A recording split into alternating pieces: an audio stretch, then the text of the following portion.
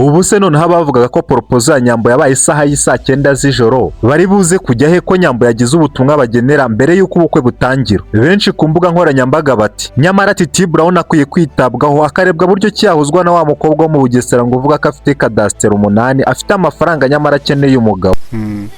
Waba yifuza rero yuko twakwikundana tukabana nta bintu bya plage ngo kuko na Titi Brown nawe ari mu bihe bikomeye ngo ku buryo n'abashatse ajya ku mbuga nkoranyambaga akavuga ko akeneye umugore. Ko nawe uramutse urebye ubukwe bwa Nyambo bwaraye bubaye kuri uyu mugoroba wo kuwa 4 ngo depression yagukindura ukisanga mu maboko ya mukecuru wo mu Bugesera ushaka umugabo. Hitawe urambabaje. Umva rero ngo umugabo yataye urufunguzo ngo arangije ngo araruhiga ko ivumbi riratumuka. Abari baraho babaza uwo mugabo bati si urufunguzo warutaye aho wahereye ushaka ko umaze igihe kinini ushaka ukaba utararubona warutaye? Umugabo ati nyamara urufunguzo ngiye narutaye mu nzu. Bati none ukaba uri gushakira hanze mu biki? Wa mugabo ati nuko mbona ari hitara riri kumurika hakaba habona, ubwo rero sinajya kwirirwa niroha muri kiriya kizimo ngo ndashaka urufunguzo nubwo mbizi neza ko ariho narutaye. Yewe ndababaye. Hitawe urambabaje.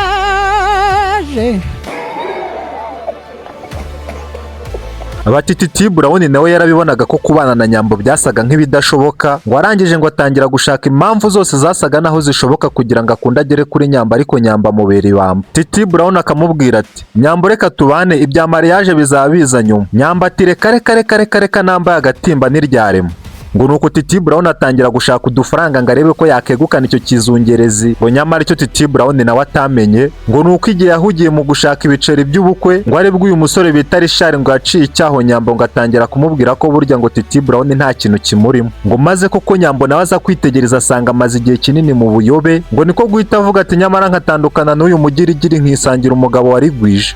Ati ubu koko wakumva ngo nabanye n'umubyinnyi ubundi we niyanseka. Ngo niko guhita abwira Titi Brown ati Titi Brown we wikirirwa uvunika n'ubundi byo gushaka amafaranga byihorere kuko ibyanjye nawe byamaze kurangira namaze kubona umugwiza atunga. Ati ahubwo tangira witegura ubukwe kuko nawe uri mu bantu bazanyambarira. Ubwo rero kuva icyo gihe nibwo Titi Brown yatangiye kugenda atumirwa mu biganiro bakamubaza bati se umubano wawe na Nyambo ugeze he uhagaze ute? Titi Brown ati muheruka inzira muki. Nyambo yamaze kunkatira ubu ngubu ndimo ndatangira ubuzima bushyashya. Ati n'ikimenyimenyi ubu ngiye gusohora indirimbo yanjye nshyashya bita Ngwino urare, ndashaka kureba ko byibuza nanjye indirimbo yazatuma ngafata nanjye nkagira ifaranga.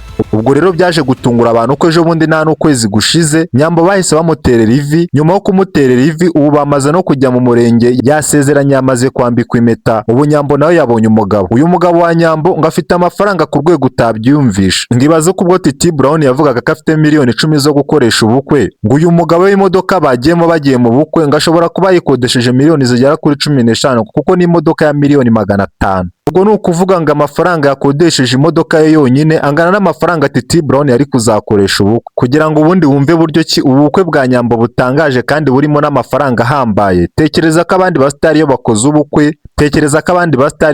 ubukwe bakora live z'ubukwe bwabo bakabapostinga ku rubuga rwa YouTube kugira ngo ubwo bukwe bwabo bujye bubinjiriza. Ariko ubu bukwe bwa Nyambo bavuze ko nta mufotogarafe cyangwa umukameraman ukwiye kubugeramo, buraba ubukwe bw'ibanga, ndetse rwose ngo n'abatestimony bashatse kuza gutara amakuru ngo babuze aho banyura abantu ngo bitewe nuko hari za maneko nyinshi ziri kureba ko ari umuntu uri buze kuza gutara amakuru muri ubwo bukwe. Ariko nubwo bimeze bityo bitewe nuko ubu bukwe butabereye ku musozi cyangwa se ngo bubere ahantu hatazwi, abanyamakuru bakoresheje uko bashoboye nabo bagenda bafata udufoto duke bari kugenda basakaza ku mbuga nkoranyambaga maze abantu bakabona buryo cy'ubukwe bwari ubukwe bw'akataraboneka. Si ibyo gusa kuko abantu ngo bakomeje gushakisha amafoto ngo barebe ko byibuze babonamo agaporomota cyangwa se Miki, ariko ngo baburiwe irengero. Aba nabo ngo bivugwa ko nk'uko Titi Brown yatandukanye na Nyambo ngo nabo bajyanye na Titi Brown. Ngo nukuvuga ngo bari kuri team Titi Brown ngo maze Nyambo ngo ahita batera agashota arababwira ngo mwe ubundi bijya gutangira ngo Nyambo yakundanaga na Titi Brown ngo ibintu bigeze habi aka gasore kakajya kaza muri DM ya Nyambo ngo kakamubwira ati nyamara Nyambo ibyo uri kwigira komeza uzenguruke igihe kizagera ungarukire ubone ko ari nge mugabo w'inzozi zawe. Ngo Nyambo akabwira Titi Brown atari kubanza aka gasore ari n'akarwayi ko mu mutwe ubanza gafite ikibazo cy'uburwayi bwo mu mutwe bweruye. Ati ubu koko karabona nge ndi umuntu wo kujya kwirirwa nshakana n'umuntu wirirwa yandika muri DM z'abantu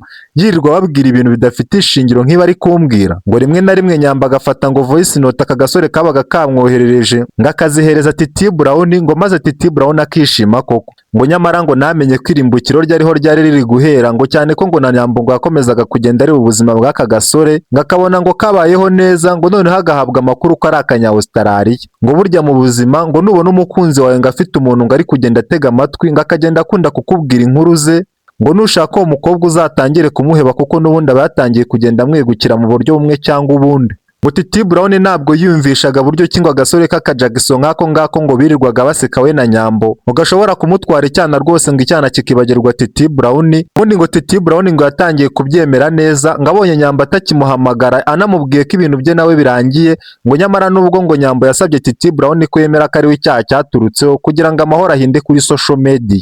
Ngo Titi Brown nawe utari ufite ikindi kintu cyo gukora, ngo n'ayandi mahitamo yari asigaranye ngo uretse kwemera ibyo Nyambo yamubwiye kugira ngo amahoro ahinde, kuko ngo kuri social media ngo inkuru zari kuvugwa kakahava. Ngo aragenda ajya kwidekarara ko yamaze gutandukana na Nyambo, ngo icyerekeranye na Nyambo cyose ngo atazagira umunyamakuru uzongera kukimubazaho, ngo ari nabwo ahita agasohora iriya ndirimbo ye Ngwino urare, ngo ikomeje kuba isereri mu matwi y'abantu, ngo abantu bari kuvuga bati nta ndirimbo n'imwe izigera iruta iyi ngiyi muri sama yose. Kugeza ubu tuvugana n'ubwa mbere bibayeho ngo ko umu ex atumiwe mu bukwe, ngo ariko akanga kubwitabira. Ngo Nyambo yabaye honest ngo atumira Titi Brown ngo azabashe kwitabira ubukwe bwe, ngo ariko Titi Brown ntiyigeze abasha kuboneka mu bukwe bwe. Niba uri umusore ukaba nta mafaranga ufite, ukaba uri kubona nta n'ahantu uteganya kuyakura, inama nakugira ni ukwirinda kujya kwirirwa wishora mu rukundo, kuko uramutse urebye ibyabaye kuri Titi Brown ni akabarore kugira ngo n'abandi basore bose batereta nta mafaranga bafite bahagararira aho ngaho, ibyo gutereta babyihorere babiharire aba basaza bakoreye amafaranga yabo, nabo bakomeze kuyahundageza kuri aba bana bato bafite ikimero, wenda tuzajya tubafasha kuyarya. Ngo umusore aho yari yicaye mu bukwe we n'umutimanama we nta kindi kintu bari kujya bibaza, ati koko umunyarwanda bivuze ukuri ngo akiziritse ku mugozi birangira akawuciye, ati ubu koko nanjye birangiye negukanye iki kizungereza Nyambo. Ntabwo uyu musore nawe yabyumvishaga ko yagombaga kuzegukana Nyambo bitewe n'uburyo Nyambo yagaragaraga kuri social media, ukabona ko ari abantu bajyanye, ikindi kandi ukabona kubatandukanya ni ibintu bishobora kugusaba imbaraga ndetse n'izindi z'ubusa. Gusa hamwe no kudacika intege no gukoresha amafaranga ye neza ndetse na trick zose zishoboka, byarangiye yegukanye Nyambo, afatiranira Nyambo aho yatangiye gusa n'ahashwanira na Titi Brown, maze arangije ahitamo mukuraho ku isuku, ahita avuga ati bitinze birapfa, reka mite mpanga proposal ubundi mite mpanga n'ubukwe Titi Brown atazamwisubiza, dore bano bahungu ba Kigali niba baboroshye. Ubu Titi Brown nawe yamaze kuva ku cyizere, inama turi kumugira tutari bake nuko yakegera wa mukecuru wo mu Bugesera akamwihera kadastara, ubundi agakomeza akebera umuhanzi akiryohera. Ngo numvise ko wa mukecuru wo mu Bugesera we ngo ubu ngubu yamaze kugurana hoho. Mwakoze cyane kubana natwe, niba ari ubwa mbere ugeze muri iki kiganiro making sure ko wakoze subscribe, ikindi kandi like, share na comment.